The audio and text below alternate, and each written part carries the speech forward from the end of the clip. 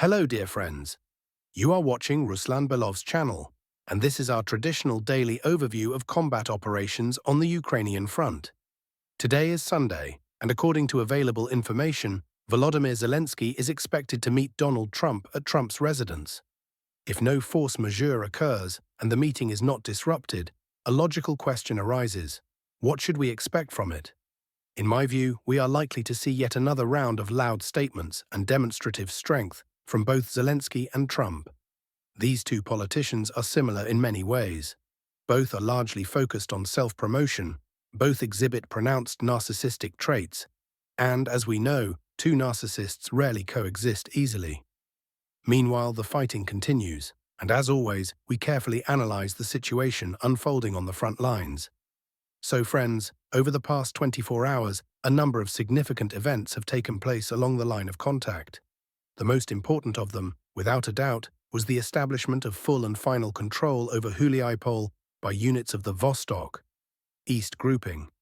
It was precisely in this sector that the Ukrainian armed forces experienced an outright collapse of their defenses, a collapse that was swift and almost instantaneous. But let us proceed step by step. We will return to Huliaipole shortly, but for now let us begin with another settlement that can now be considered fully cleared. We are talking about the urban-type settlement of Stepnohirsk. In effect, fighters of the Dnipro grouping have completed the full clearance of Stepnohirsk. Just yesterday, in our previous report, we discussed advances north of this settlement, and now we can state with confidence that the long drawn-out battle for Stepnohirsk has come to an end. The fighting there was prolonged and extremely fierce. For several months, intense battles were fought over this important and relatively large settlement. Despite its formal classification as an urban-type settlement, Stepnohirsk was, in reality, a small but fully developed town. In the end, Russian units managed to press the situation to its conclusion. The remaining Ukrainian soldiers trapped in encirclement, and there were very few of them left, roughly around 24, laid down their arms. As a result, Stepnohirsk has come under full and uncontested control of the Russian Federation. The advance towards Zaporizhia from the southern direction continues. Moreover, even the Ukrainian mapping resource Deep State has today marked a grey zone north of this settlement. However, while the fighting for Stepnohirsk was prolonged and stubborn, lasting around 4 months, the situation in Huliaipole developed far more rapidly. Overall, the impression is that the Vostok grouping is demonstrating truly phenomenal results. Let me remind you, Russian units reached the outskirts of Huliaipole on November 30th, and by December 27th, the city had already come fully under Russian control. Video footage was published from 41 separate locations within the city. In 41 different points, Russian flags were clearly shown. This leaves no doubt whatsoever about full and uncontested control over the settlement. What is particularly noteworthy is that just yesterday, in the first part of our review, we were still discussing fighting in the city center. Only a few hours later, footage began to emerge showing the complete clearance of the central districts, followed by Russian units reaching the western outskirts of Huliaipole. The Ukrainian defense collapsed right before our eyes, like dust beneath the wheels of a heavy steamroller, which one could figuratively call the Far Eastern Express. Ukrainian units simply abandoned their positions and fled in panic. One of the clearest pieces of evidence of this was the territorial defense headquarters left behind in the city center. I want to emphasize this once again. The battles for a well-fortified city lasted less than a month, exactly 28 days. For comparison, the fighting for Siversk lasted 26 days, and for Huliaipole, 28. This clearly illustrates the current condition of the Ukrainian armed forces. Apparently, the accumulation of problems has reached such a level that they are no longer capable of holding even major cities for any meaningful length of time. What can we expect next in terms of operational prospects? I think the answer is fairly obvious. The next logical step is an advance westward, towards Zaliznikne. Moreover, information has already emerged that Russian units reached this settlement literally on the heels of retreating Ukrainian forces. The next objective in this direction is Orikhiv. I am more than confident that Orikhiv will fall just as quickly as Huliaipole once units of the Vostok grouping approach it closely. At the same time, successes are not limited to Huliaipole alone. No less significant achievements have been recorded further north, specifically the breakthrough of the so-called Huliaipole defensive line. Just look at the scale of this development. In this sector alone, the advance exceeded 20 square kilometers. What exactly did Russian forces accomplish? They forced the Huliaipole River across a broad section of the front, with the width of the breakthrough exceeding 6 kilometers. In addition, units advanced significantly deeper into the enemy's defensive positions. The depth of penetration varies by sector. For example, west of Dobropilya, the advance reached approximately 2.5 kilometers, and in some areas even around 2.6 kilometers. North of, and simultaneously west of, the village of Nove Zaporizhzhia, the depth of advance exceeds 5 kilometers. In addition to this, the settlement of Kosovtsev was taken, a small village that had a pre-war population of roughly 170 people. However, the capture of this village itself is of secondary or even tertiary importance. What matters far more are two key factors. First, it can already be stated with full confidence that the Huliaipole defensive line has been breached. A bridgehead of more than 20 square kilometers on the western bank of the river, beyond the main defensive line, cannot be described as anything other than a full-scale breakthrough. Second, Russian units have moved very close to one of the most important settlements in this sector, the urban-type settlement of Ternavate. From current positions, the distance to its southern outskirts is only about 500 meters. This means that fighting for the settlement itself will begin in the very near future. And I have little doubt that, despite fairly strong fortifications, the Ukrainian armed forces will not be able to hold out for long, since the approach to Ternavate is now being conducted from two directions simultaneously, both from the south and from the north. Once Ternavate falls, the Huliaipole defensive line will collapse completely. Overall, as I have already noted, the Vostok grouping is demonstrating truly unprecedented rates of advance, speeds of movement that we have not seen at any point during the entire course of the current conflict. For clarity, in just 2 months, fighters have broken through two of the most powerful and well-prepared defensive lines, the Yancha line and the Huliaipole line.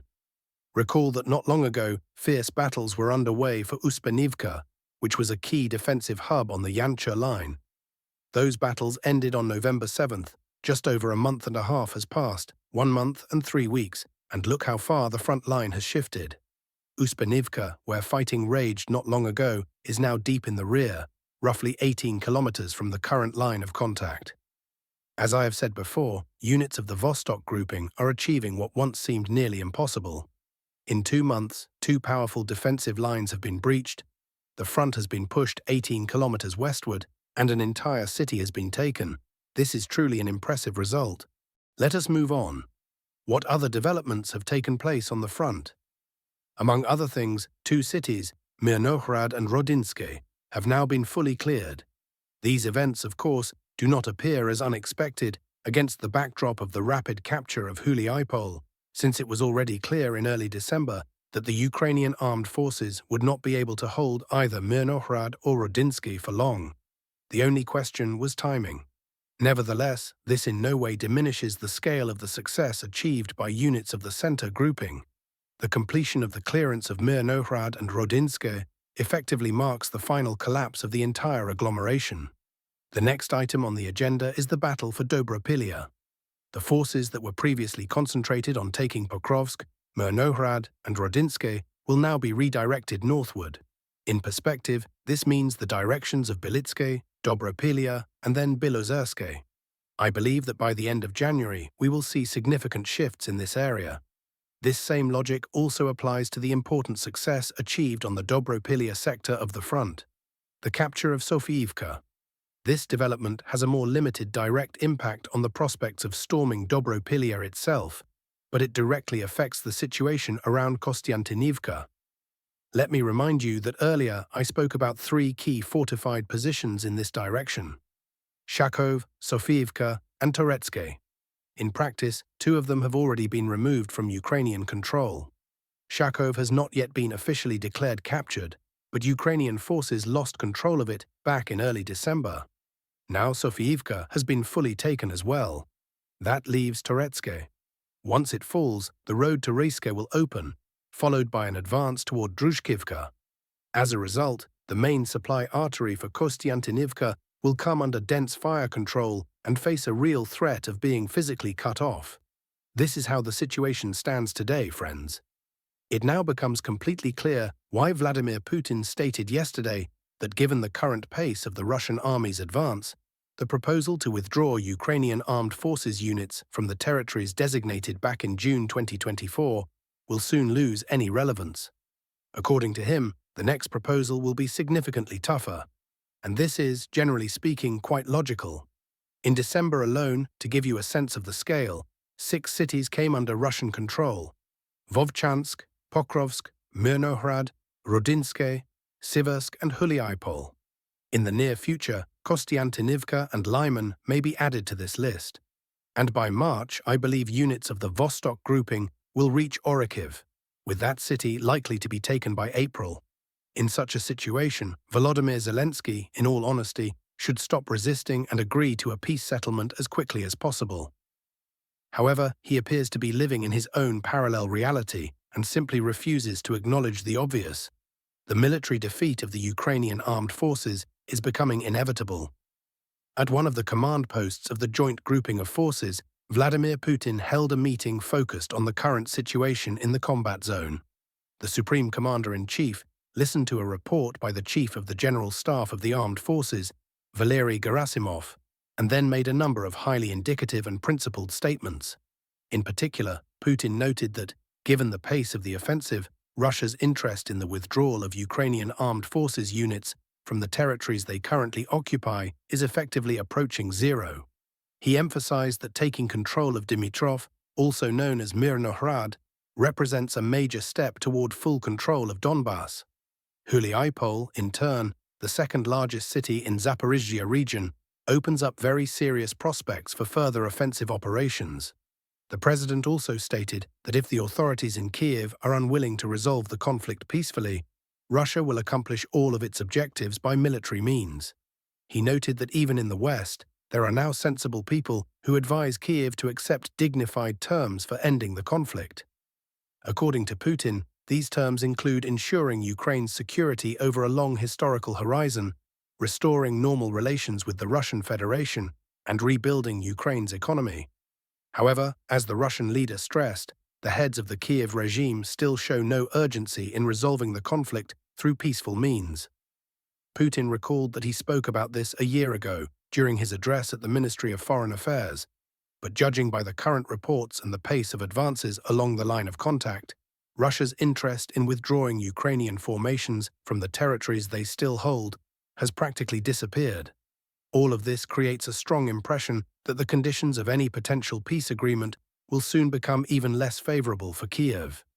The massive strike on Ukrainian territory can be viewed as a kind of signal or message to Zelensky ahead of his meeting with Donald Trump. If he rejects the peace track or continues to deliberately delay it, the intensity of the strikes will only increase. This is why, according to the Telegram channel Legitimny, Kiev was chosen as the target of the recent attack, as a symbolic center of power. At the same time, it must be noted that Ukraine is already enduring one of the most difficult winters in its history, largely due to the flawed strategy chosen by Zelensky. And this is likely not the limit.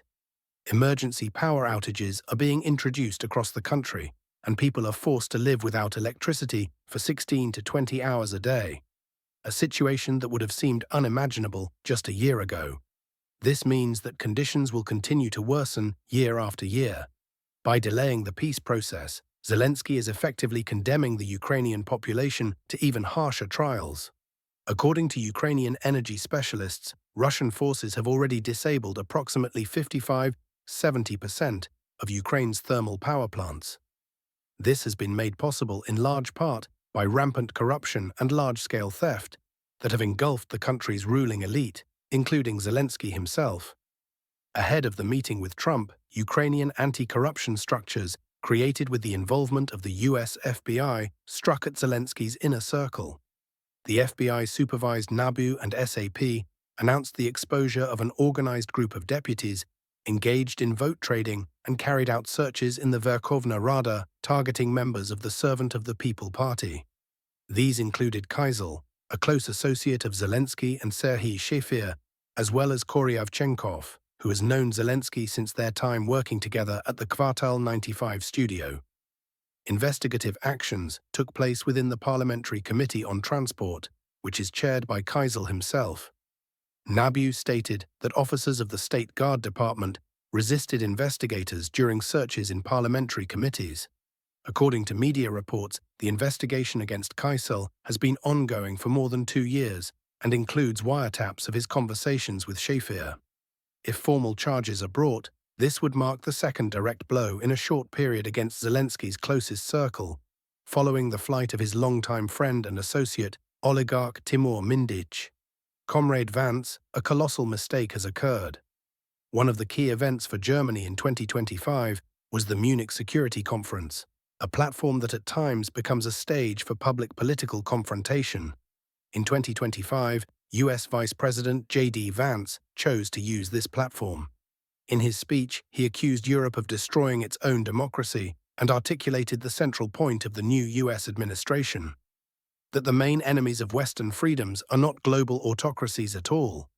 His remarks also included specific criticism: the suppression of freedom of speech in Europe and a failed immigration policy.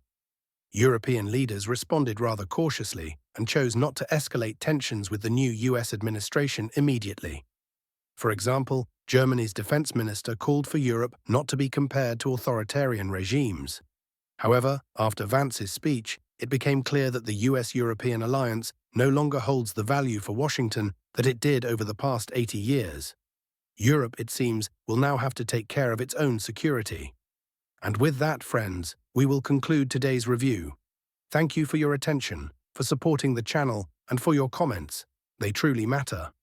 If you found this material useful, don't forget to like the video and subscribe so you don't miss future updates. Take care of yourselves and your loved ones. Until next time, see you in the next reports.